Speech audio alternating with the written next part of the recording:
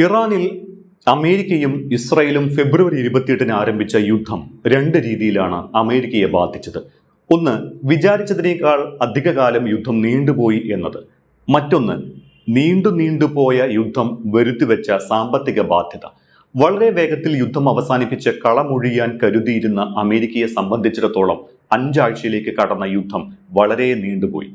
ഇറാനെ നിസ്സാരക്കാരായി കണ്ട് ആക്രമിച്ചിടത്താണ് American president Donald ട്രംപിന് പിഴച്ചത്. വെനസ്വേലയെ കീഴടക്കിയതുപോലെ ഒരു ദിവസം കൊണ്ടോ പരമാവധി ഒരാഴ്ച കൊണ്ടോ അവസാനിപ്പിക്കാമെന്ന് അമേരിക്ക കരുതിയിടത്താണ് ഇറാന്റെ ചെറുത്തുനിൽപ്പ് ട്രംപിന്റെയും നെതന്യാഹുവിന്റെയും കണക്കുകൂട്ടലുകൾ തെറ്റിച്ചത്. ഇറാൻ അയക്കുന്ന ഡ്രോണുകൾ നശിപ്പിക്കാൻ അമേരിക്ക ചിലവഴിക്കുന്നത് ദശലക്ഷക്കണക്കിന് രൂപയാണ്. ഇറാനാകട്ടെ ഈ ഡ്രോണുകൾ നിർമ്മിക്കാൻ ആകെ ചിലവ് തുച്ഛമായ തുകയും. ചുരുക്കത്തിൽ കേവലം $5000 മാത്രം ചിലവുള്ള ഇറാന്റെ ഒരു ഡ്രോൺ വെടിവെച്ചിടാൻ അമേരിക്കയ്ക്ക് ചിലവ് ലക്ഷക്കണക്കിന് ഡോളർ വിലയുള്ള പേട്രിയറ്റ് പോലുള്ള മിസൈലുകളാണ്. ഒരർത്ഥത്തിൽ ഇതും ഇറാന്റെ ഒരു യുദ്ധതന്ത്രമാണ്. എതിരാളികളെ സാമ്പത്തികമായി തളർത്തുന്ന യുദ്ധതന്ത്രം.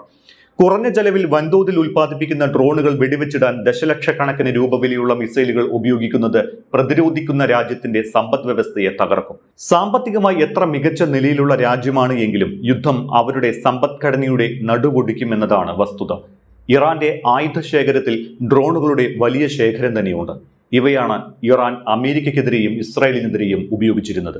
ഇത് പ്രതിരോധിക്കാൻ അമേരിക്ക ഉപയോഗിച്ചിരുന്നതാകട്ടെ പേട്രിയറ്റ്, സൈഡ് വിൻഡർ പോലുള്ള അത്യാധുനിക മിസൈലുകളും. പേട്രിയറ്റ് പോലുള്ള ഒരു മിസൈൽ നിർമ്മിക്കാൻ വരുന്ന ചിലവ് ലക്ഷക്കണക്കിന് ഡോളറുകളാണ്. അതുകൊണ്ട് തന്നെ ഇറാൻ യുദ്ധത്തിന്റെ ആദ്യത്തെ 4 ദിവസത്തെ മാത്രം ചിലവ് $500 കോടി. കൃത്യമായി പറഞ്ഞാൽ 53,407 കോടി രൂപ അഥവാ $570 കോടി. കുറഞ്ഞ സമയത്തിൽ ഇത്രയും സാമ്പത്തിക നഷ്ടം വരുത്തുക എന്നാൽ ഒരു രാജ്യത്തിന്റെ സമ്പദ്ഘടനയിൽ അത് വളരെ വലിയ ആഘാതം തന്നെയാണ്. ഈ ആഘാതത്തിന്റെ പരുക്ക് ദീർഘകാലം ആ രാജ്യത്തെ ചൂഴ്ന്നു നിൽക്കുകയും ചെയ്യും. അത് ആ രാജ്യത്തിന്റെ ഭരണാധികാരിയെ ജനങ്ങളിൽ നിന്ന് അകറ്റാനും ഇടയാക്കും. ഇപ്പോൾ തന്നെ US പ്രസിഡന്റ് ഡൊണാൾഡ് ട്രംപിന്റെ സ്വീകാര്യതയും അംഗീകാരവും അമേരിക്കയിൽ ചരിത്രത്തിൽ ഇല്ലാത്ത വിധം ഇടിഞ്ഞിട്ടുണ്ട്. ഇത്തരം പ്രതിച്ഛായ നഷ്ടങ്ങൾ ഭരണാധികാരിക്ക് ഉണ്ടാക്കുന്ന പ്രതിസന്ധി മറ്റൊരു ഘടകമാണ്. അതുകൊണ്ടൊക്കെ തന്നെയാണ് വലിയ വില കൂടിയ മിസൈലുകൾക്ക് പകരം ചിലവ് കുറഞ്ഞ മിസൈലുകൾ വികസിപ്പിക്കാൻ അമേരിക്കൻ പ്രതിരോധ സ്റ്റാർട്ടപ്പുകൾ ആലോചിക്കുന്നത്. 1000-ഉം 5000-ഉം മാത്രം ചിലവ് വരുന്ന ഡ്രോണുകളെ നേരിടാൻ $10,000 മാത്രം ചിലവുള്ള മിസൈലുകൾ വികസിപ്പിക്കാനാണ് സ്റ്റാർട്ടപ്പുകൾ ശ്രമിക്കുന്നത്. നിലവിൽ പേട്രിയറ്റ് പോലുള്ള സൈഡ് വിൻഡർ പോലുള്ള മിസൈലുകളിൽ അതിസങ്കീർണമായ അത്യാധുനിക ഗതി നിർണയ സംവിധാനങ്ങളാണ് ഉപയോഗിക്കുന്നത്. അതുകൊണ്ട് തന്നെ ഇവയുടെ നിർമ്മാണത്തിന് മാസങ്ങളോ വർഷങ്ങളോ സമയമെടുക്കും. മാത്രമല്ല ഗതി നിർണയ സംവിധാനങ്ങൾ ഉപയോഗിച്ചുള്ള നിർമ്മാണം അതീവ ചിലവേറിയതുമാണ്. അതിനു പകരം സ്മാർട്ട് ഫോണുകളിലും മറ്റും ഉപയോഗിക്കുന്ന സാധാരണ ഇലക്ട്രോണിക് ഭാഗങ്ങൾ ഉപയോഗിച്ച് മിസൈലുകൾ നിർമ്മിക്കാനാണ് പ്രതിരോധ സ്റ്റാർട്ടപ്പുകൾ ശ്രമിക്കുന്നത്. 3D പ്രിന്റിംഗ്, ആർട്ടിഫിഷ്യൽ ഇന്റലിജൻസ് പോലുള്ള സാങ്കേതിക വിദ്യ കൂടി ഉപയോഗിച്ച് മാസങ്ങളും വർഷങ്ങളും വേണ്ടിവരുന്ന മിസൈൽ നിർമ്മാണം മണിക്കൂറുകൾക്കുള്ളിൽ സാധ്യമാകുമെന്നതാണ് പ്രത്യേകത. അതുകൊണ്ട് തന്നെ കുറഞ്ഞ സമയത്തിൽ കുറഞ്ഞ ചെലവിൽ കുറെ അധികം മിസൈലുകൾ വികസിപ്പിച്ചെടുക്കാൻ സാധിക്കും. ഇത് പ്രതിരോധ ചെലവ് മാത്രമല്ല, പ്രതിരോധിക്കാനുള്ള സമയം പോലും ലാഭിച്ചു നൽകും. ഇറാൻ യുദ്ധത്തിന് പിന്നാലെ അമേരിക്കയിൽ ഇപ്പോൾ ധാരാളം ഇത്തരം സ്റ്റാർട്ടപ്പുകൾ ഉദയം കൊണ്ടിട്ടുണ്ട്. സൈഡ് വിൻഡർ പോലുള്ള ചിലവേറിയ അത്യാധുനിക പ്രതിരോധ മിസൈലുകളുടെ ചെറുപതിപ്പുകൾ ചിലവ് കുറച്ച് വികസിപ്പിക്കുന്ന പെർസിയസ് ഡിഫൻസ് എന്ന സ്റ്റാർട്ടപ്പ് അതിൽ ഏറ്റവും പ്രധാനപ്പെട്ട ഒന്നാണ്. അതുപോലെ കാംബ്രിഡ്ജ് എയറോസ്പേസ് വികസിപ്പിക്കുന്ന സ്കൈ ഹാമർ മിസൈലുകളും ഇത്തരം ചെറു മിസൈലുകളുടെ ഗണത്തിൽപ്പെടുന്നതാണ്. 19 മൈൽ ദൂരപരിധിയിൽ വരെയുള്ള ഭീഷണികളെ നേരിടാൻ പ്രാപ്തിയുള്ളതാണ് സ്കൈ ഹാമർ പോലുള്ള മിസൈലുകൾ. ഇതിന്റെ ഏറ്റവും വലിയ അഡ്വാൻറ്റേജ് എന്നത് മിസൈലുകളുടെ സങ്കീർണത കുറയ്ക്കുന്നതിനൊപ്പം കുറച്ച് പണച്ചെലവ് മതി എന്നതും അതുപോലെ മിസൈലുകളുടെ എണ്ണ കൂടുതലുമാണ്. അതായത് കുറഞ്ഞ ചെലവിൽ കൂടുതൽ മിസൈലുകൾ എന്ന് സാരം. ഗൾഫ് രാജ്യങ്ങളും പാശ്ചാത്യ രാജ്യങ്ങളും ഇത്തരം കുറഞ്ഞ ചെലവിലുള്ള ആയുധങ്ങൾക്കായി വലിയ താല്പര്യം പ്രകടിപ്പിക്കുന്നുമുണ്ട്. ഇന്ത്യയും അടുത്ത കാലത്തായി ഇത്തരം ചെലവ് കുറഞ്ഞ പ്രതിരോധ മിസൈലുകൾ നിർമ്മിക്കുന്ന തിരക്കിലാണ്. സോളാർ ഡിഫൻസ് വികസിപ്പിച്ച് 2025-ൽ ഇന്ത്യ വികസിപ്പിച്ച ഭാർഗവാസ്ത്ര ഇതിന് ഉദാഹരണമാണ്.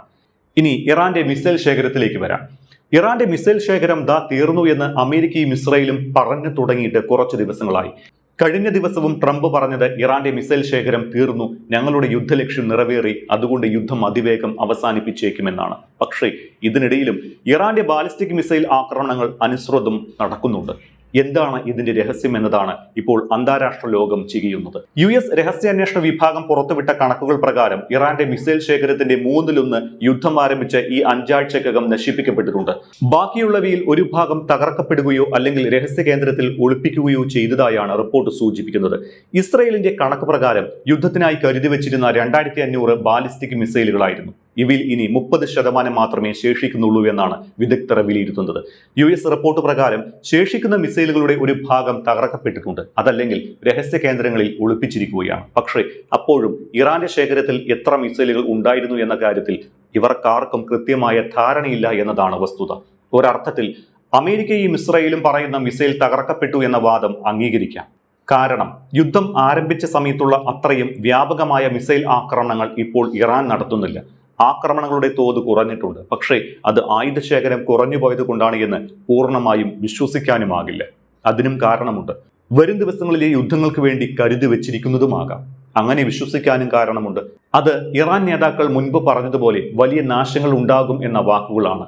അതേസമയം ഇറാന്റെ മിസൈൽ കരുതൽ ശേഖരം 6000 വരെ ആയിരുന്നിരിക്കാം എന്ന് ചില രാജ്യാന്തര മാധ്യമങ്ങളും റിപ്പോർട്ട് ചെയ്യുന്നുണ്ട്. പക്ഷേ നിലവിലെ സാഹചര്യത്തിൽ ഇറാന്റെ പക്കൽ ഏകദേശം 30% മിസൈൽ ശേഷി മാത്രമേ അവശേഷിക്കുന്നുള്ളൂ എന്നാണ് വിദഗ്ധരുടെ വിലയിരുത്തൽ. എന്നാൽ ഈ 30% പോലും വലിയ നാശനഷ്ടങ്ങൾ വരുത്താൻ പര്യാപ്തമാണ് എന്നും അന്താരാഷ്ട്ര പ്രതിരോധ വിദഗ്ധർ കരുതുന്നുണ്ട്. ഇറാന്റെ സൈനിക തന്ത്രങ്ങളിൽ ഏറ്റവും പ്രധാനപ്പെട്ടത് അവരുടെ അണ്ടർഗ്രൗണ്ട് മിസൈൽ സിറ്റികളാണ്. പതിറ്റാണ്ടുകളായി പർവ്വതങ്ങൾക്കുള്ളിലും ഭൂമിക്കടിയിലുമായി നിർമ്മിച്ച ടണലുകളും ബങ്കറുകളുമാണ് വ്യോമാക്രമണങ്ങളിൽ നിന്ന് മിസൈലുകളെ സംരക്ഷിക്കുന്നത്. ട്രക്കുകളിൽ ഘടിപ്പിച്ച മൊബൈൽ ലോഞ്ചറുകൾ ഉപയോഗിച്ച് മിസൈൽ തൊടുത്തുവിട്ട ശേഷം ഉടൻ തന്നെ സ്ഥലം മാറ്റുന്നതാണ് സൈനിക തന്ത്രം. അതുകൊണ്ട് തന്നെ ഇറാന്റെ മിസൈൽ വിക്ഷേപണികളെ കണ്ടെത്തുക എന്നത് ദുഷ്കരമാണ്. ഏത് ശക്തമായ ബോംബാക്രമണത്തെയും ചെറുക്കുന്നതാണ് ഇറാന്റെ ഭൂഗർഭ മിസൈൽ കേന്ദ്രങ്ങളുടെ രൂപകൽപ്പന. അതുകൊണ്ട് തന്നെ അണ്ടർഗ്രൗണ്ട് മിസൈൽ സെറ്റുകളിൽ ഇറാൻ ഒളിപ്പിച്ചിരിക്കുന്നത് എത്രയാണ് എന്നോ എന്താണ് എന്നോ പറയുക അസാധ്യമാണ്. ഇതിനിടെ ഇറാന്റെ ഭരണ നിയന്ത്രണം IRGC ഏറ്റെടുത്തതായുള്ള റിപ്പോർട്ടുകൾ കൂടി പുറത്തു വരുന്നുണ്ട്. ഇറാനിയൻ ഭരണകൂടവും ഇറാനിയൻ സൈനിക നേതൃത്വവും തമ്മിലുള്ള വർദ്ധിച്ചു വരുന്ന സംഘർഷങ്ങൾ പ്രസിഡന്റിനെ പൂർണ്ണമായ രാഷ്ട്രീയ പ്രതിസന്ധിയിലേക്ക് തള്ളിവിട്ടതായും ഭരണ നിയന്ത്രണം IRGC ഏറ്റെടുത്തതായും ഇറാൻ ഇന്റർനാഷണൽ റിപ്പോർട്ട് ചെയ്തു. പ്രസിഡൻഷ്യൽ നിയമങ്ങളും തീരുമാനങ്ങളും IRGC തടയുകയും അധികാര നിയന്ത്രണം കൊണ്ടുവരികയും ചെയ്തുവെന്നാണ് റിപ്പോർട്ട്. ഇതോടെ ഭരണകൂടം കാര്യനിർവഹണത്തിൽ നിന്ന് മാറ്റി നിർത്തപ്പെട്ടിരിക്കുകയാണ്. കഴിഞ്ഞ വ്യാഴാഴ്ച ഒരു പുതിയ രഹസ്യാന്വേഷണ മന്ത്രിയെ നിയമിക്കാനുള്ള പ്രസിഡന്റ് മസൂദ് പെസഷ്കിയാന്റെ ശ്രമങ്ങൾ IRGC ചീഫ് കമാൻഡർ അഹമ്മദ് വാഹിദിയുടെ സമ്മർദ്ദത്തെ തുടർന്ന് പരാജയപ്പെട്ടതായും റിപ്പോർട്ടിൽ പറയുന്നു.